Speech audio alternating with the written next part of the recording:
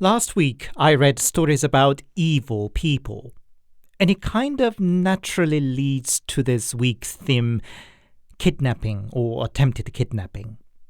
I dealt with the subject in my episode 153 already once. In case you missed it, I'll leave the link in the description and at the corner of the screen. But I can tell you, today's stories are crazier than the last. As per usual with any crime-related episode, I emphasize once again South Korea is a pretty safe place. But crime can happen anywhere. I think it was in the late 1990s when the issue of kidnapping truly came in the public consciousness in Korea.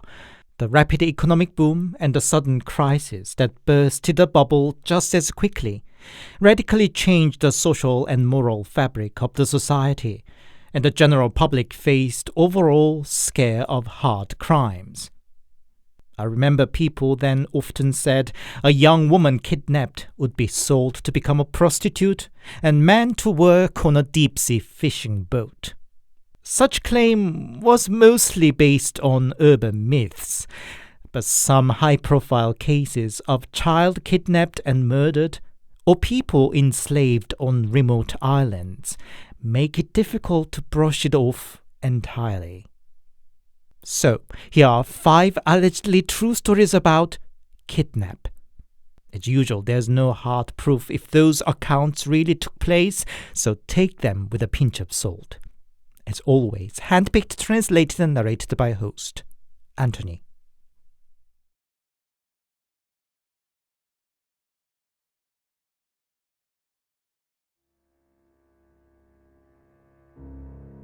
About 15 years ago, I was 9 years old.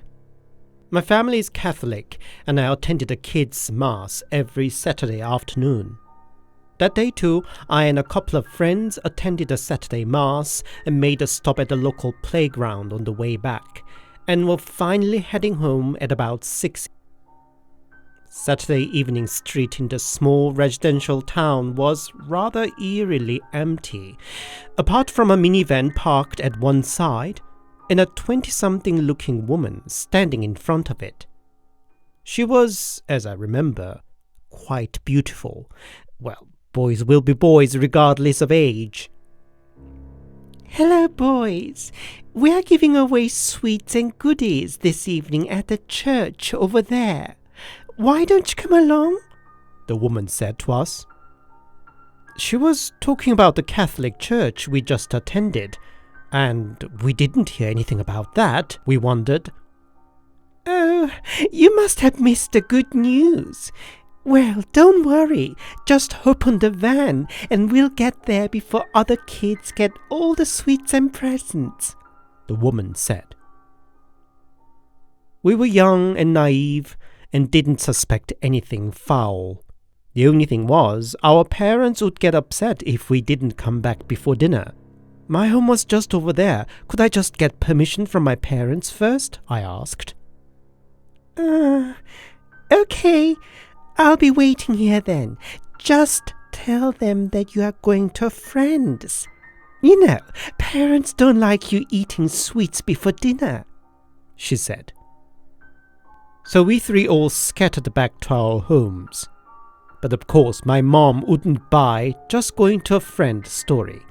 "Now, dinner's nearly ready. Have it first." "Friend? Which friend?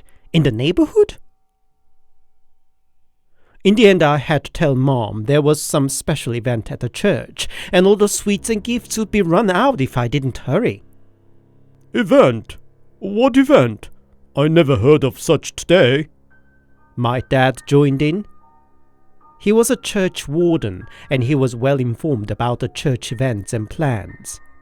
He phoned the church office and was confirmed that there wasn't any such special event, nor they ever deployed a minivan of my description. My parents were alarmed and promptly called the parents of my friends too. They too had already found it suspicious, and one of them actually took my friend out to where the minivan was waiting. And the van, seeing my friend coming with his dad, just took off. parents reported it to the police, and we had to give the description of the van and the woman, but I don't think anything came out of it. I just remember I and many other kids had to go to the adults' mass with our parents instead of kids' mass, and so had to miss my favorite cartoon show on TV. At the time, I didn't feel anything much about the whole situation. But by now, I sweat a bit to think what if I was stupid enough to just hop on the van, or if my parents were careless.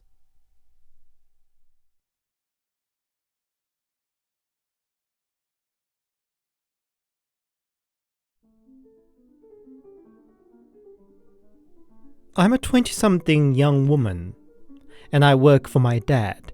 He's a tax accountant and a big boss.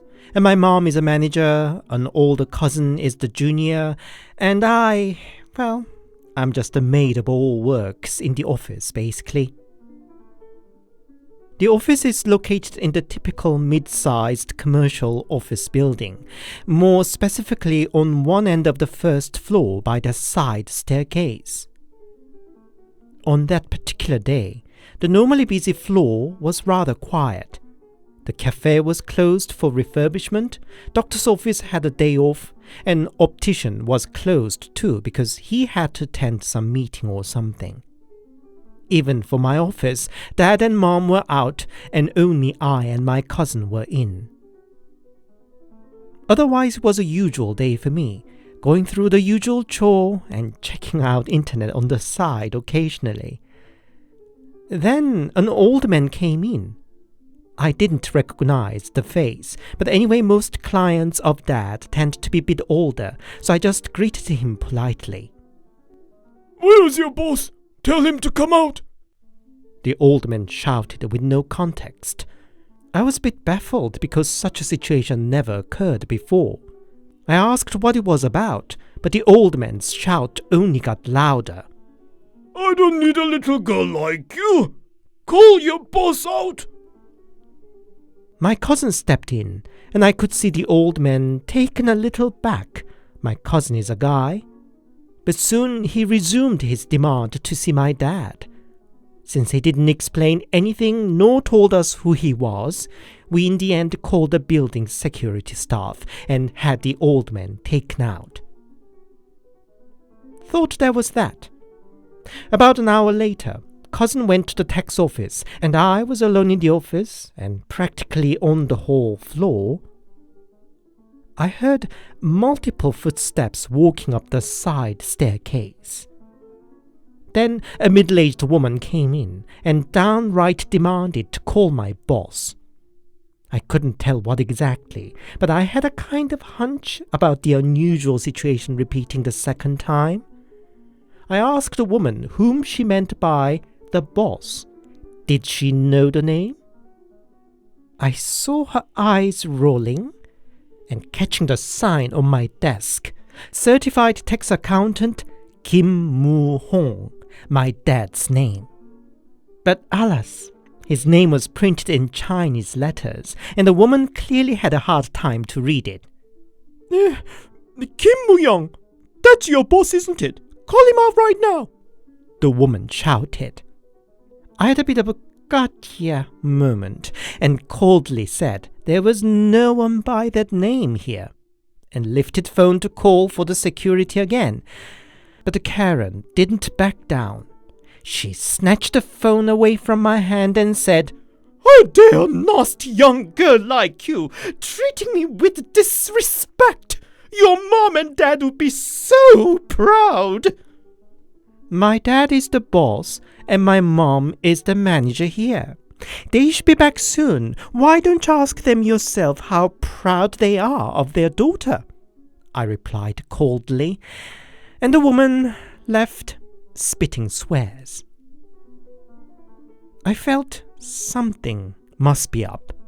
I phoned Dad and told him to come back to the office as soon as possible. I barely put my phone down. Then this time, a middle-aged man came in. He asked politely to see my dad, the accountant. I offered him a seat and asked how he knew my dad, and he claimed he was Dad's childhood friend. I offered to call Dad to tell him that he was waiting, but he stopped me, saying he would just wait. So I offered him a cup of coffee and got on with my stuff. It was he who somehow kept chatting me up, asking how old I was, where my home was, and then proceeded telling me, "You know, your boss used to be a big crying baby all the time. He wasn't really hard working at all back in the days either. Who knew he would be doing so well?" I had to stop myself there. Whenever I got a poor result from school tests, my dad used to bring out his old report cards from his school years, and they were all spotlessly high grades. Besides, my grandma often commented Dad was a kid with unusually little tears, that he seemed to find it embarrassing to cry in front of others. Then, the middle-aged man said he brought a gift for my boss, and if I cared to come down to his car together to bring it up. I made an excuse that I wasn't allowed to leave the office empty, but the guy kept insisting that there were quite a few stuffs and he needed a hand. I once again felt something was up, and discreetly dialed Dad, and told him his friend was waiting here. Dad, of course, asked for the name, but when I passed on the question to the guy, he suddenly lost his temper. "I said I would just wait. Why did you call your boss?" Regardless, I handed him the phone, telling him that he should talk directly to Dad. The guy only shouted some more nonsenses and rushed out of the office.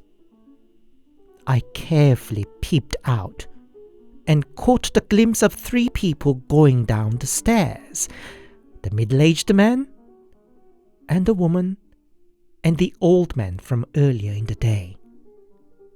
They were together? Following morning, I forgot the dubious situation of the previous day and was just going up the office, when the security staff stopped me and asked if everything was all right previous day. I just said there were some crazy people disturbing me, but otherwise nothing special.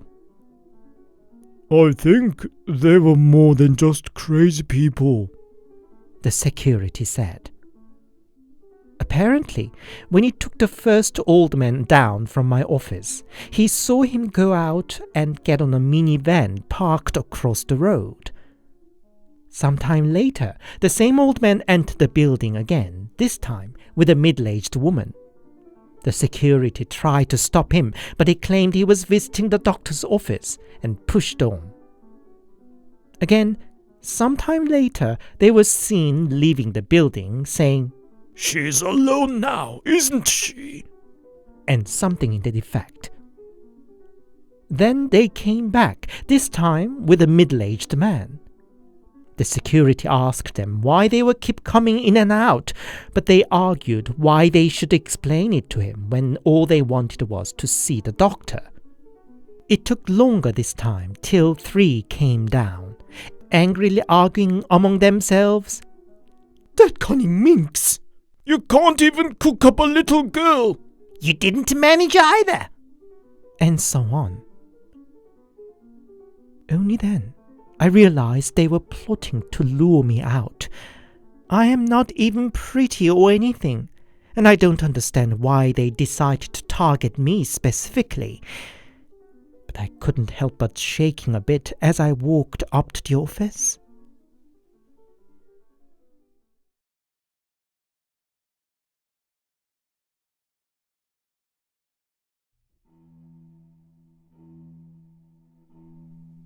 I have no concrete proof that it was an organized kidnap gang as I suspect, but I'm pretty sure it was. About a week ago, I came to my hometown and had a reunion with some old school friends. At the end of it, I was on my way back home with the 2 friends who were going the same direction. Then we saw an old man shouting and swearing at a young woman by the bus stop. What more fun than watching other people's fighting? So we kept an eye on what was developing. But the more I listened in, the more perplexing the situation seemed. Why were they arguing at 3 o'clock in the morning? No, actually, they weren't even arguing. It was just the old man alone raging and shouting, and the woman reacted to it with a sheer confusion and irritation. In the end, I stepped in, saying, Sir, I don't know what is up exactly, but you shouldn't be saying such a vulgar swears to a young woman. Mind your own business, was the old man's response. But in his tone, I sensed him wanting us just go. I got more suspicious and took a look around, and found a minivan on the other side of the road.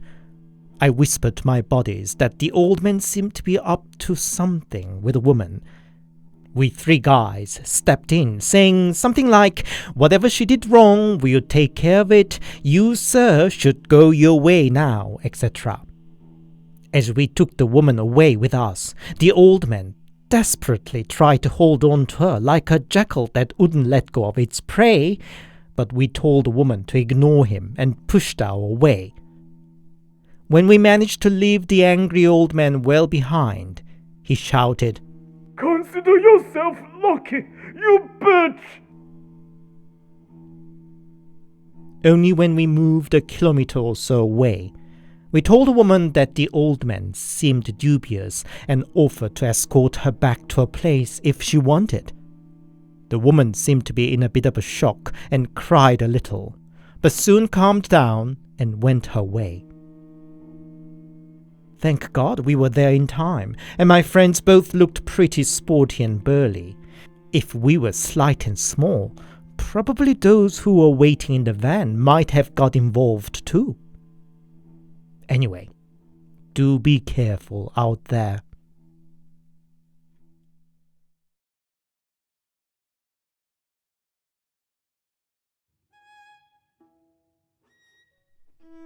It's rainy today, and every rainy day reminds me of that day. Late summer 2005, a typhoon was sweeping through the country. That weekend I visited my grandma, but had to come back home in Anyang City on time for a test scheduled on Sunday. The express bus was slower than usual due to the stormy weather. The driver announced that it would take 3 hours longer than the scheduled plan already from the beginning, so I took the seat right at the back to settle down comfortably and take a nap the whole time. I didn't even bother to get up even when the bus made a stop at the rest station in the middle. It was by pure chance that I caught a glimpse of an old woman wearing a blue rubber boots. In that few seconds, I opened my eyes to have a look around and fall back to sleep. By the time the bus finally arrived at Swan Terminal, it was already passing 11 p.m. I don't know if it was because of the weather or because it was Saturday night, but the last bus to my town didn't come, even though I waited for a good 30 minutes. Then an old woman approached me and asked if I wanted to share a taxi to Swan Station. She already persuaded 2 guys to share the taxi. Indeed, I saw 2 guys standing a few meters away, and I would just have to pay 1,001, less than $1. I thought there should be more options at Swan Station that is much more central and well-connected, and gladly accepted the offer. In the taxi, the old woman took the front passenger seat, and I was sandwiched between 2 guys at the back. I didn't know Swan City very well then, and just thought the taxi should be taking the right route. But 50 minutes after we started, the taxi was still running on the quieter outer road. I leaned forward and asked the driver, "Are we there soon?" Yes. We'll be at the terminal soon," said the driver. Terminal? I thought we were on the way to the train station. It was then that I saw a smirk on the driver's face, and the old woman followed up with a little giggle. and I saw the woman's shoes. Blue rubber boots. It just struck me at that moment that I was targeted already from the bus journey. I was trapped. Literally, I couldn't even jump off, sitting in between two guys. I didn't say anything more, but couldn't hide my anxiety. The others seemed to have noticed it too and dropped any attempt to hide their intention now. The taxi freely took the remote sideway, veering further away into the countryside, and the guys on my sides also held me down with their arms. Soon, the taxi stopped at a quiet clearing somewhere. The guys dragged me out of the taxi, and another guy got out of the minivan that was parked at one corner of the clearing. I'm not particularly sporty, nor ever been trained in martial arts, but the sheer survival instinct must have kicked in. In one short instance, I punched the chin of one guy with my elbow and shook the second off with all my might, and ran in the rainstorm for God knows how long, until I found an apartment building. I jumped into its concierge office and asked to call the police for me. I did make a report to the police, but I don't think anything came out of it. The officer simply told me it was a common trick and I should be more careful in the future. Who knew? I'm just thankful I could run away just in time.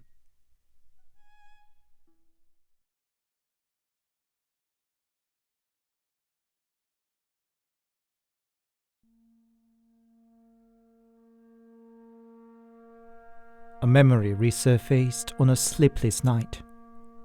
What I witnessed 22 years ago.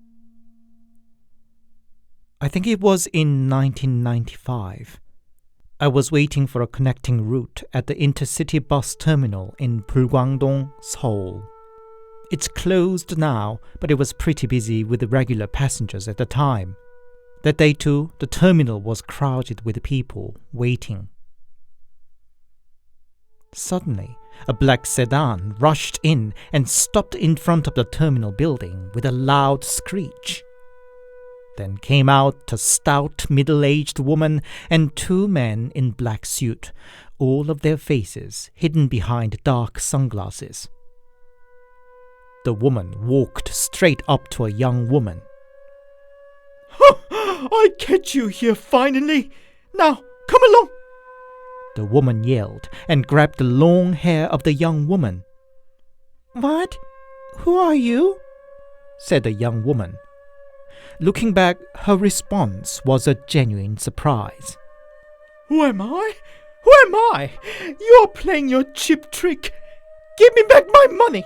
Oi, put her in the car.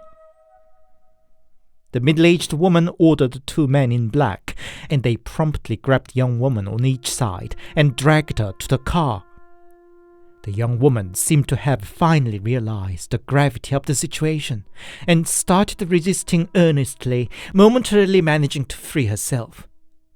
The middle-aged woman sharply ordered once again to put her in the car, and the men caught up the young woman's arms again.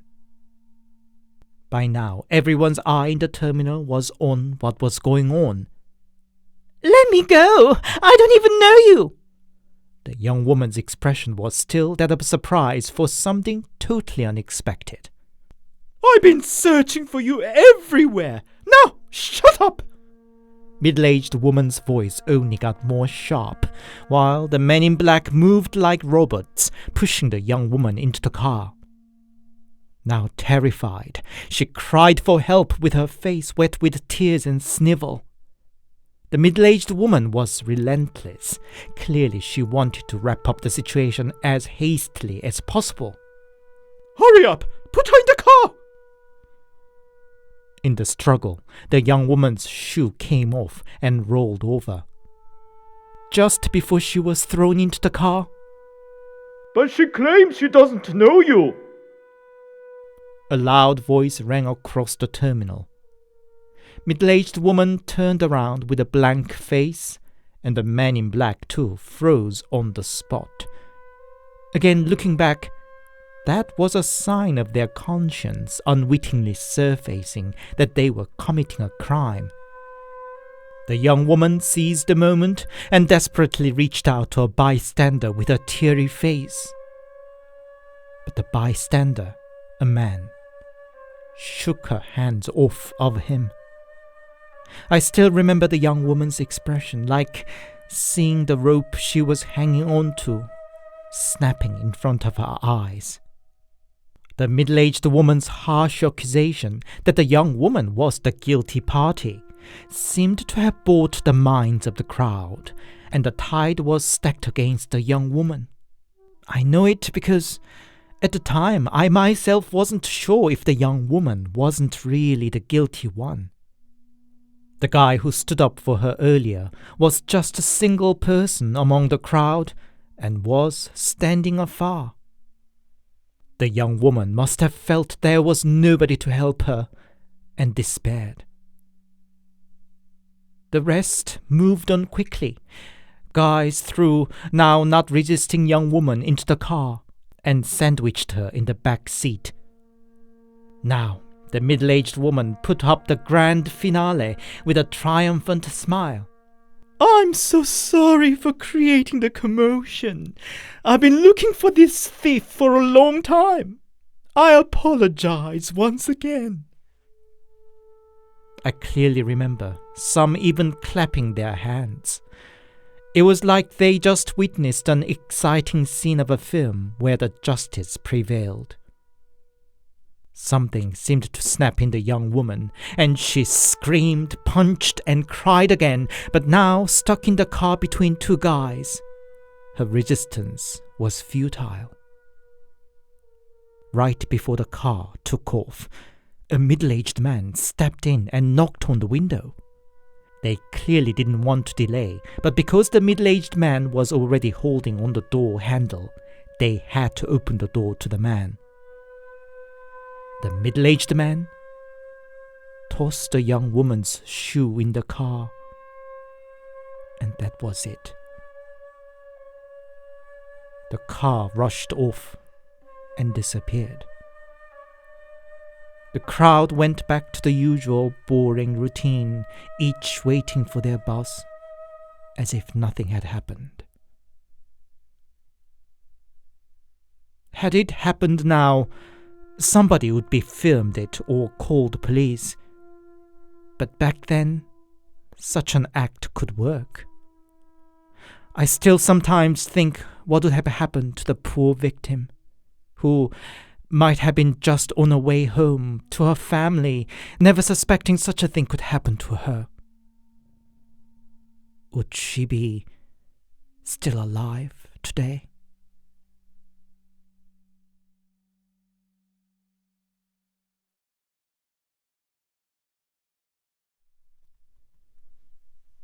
Hi, it's Anthony here, and thank you very much for listening. I hope you enjoyed today's stories, and I'm sorry I brought you rather dark tales that undermines our trust in fellow human beings for 2 weeks in a row. To lessen my sense of guilt, why don't you share your stories if you ever heard of or witnessed people plotting something dubious? Let us confirm together that our world is a terrible place to live in. I'm joking. If you enjoyed my work, please give it a thumbs up and a comment, and please consider subscribing to my channel if you haven't yet. If you didn't know, my channel brings you scary, bizarre, and supernatural stories fresh from Korean web communities. If such subject matter is to your taste, you'll enjoy it here. If you'd support me more directly, I have a Buy Me a Coffee account, as well as Super Thanks option here on YouTube for a small donation. Your every little act of support means a lot for my tiny channel. Thank you. Until next Sunday, stay safe and don't follow that Candyman.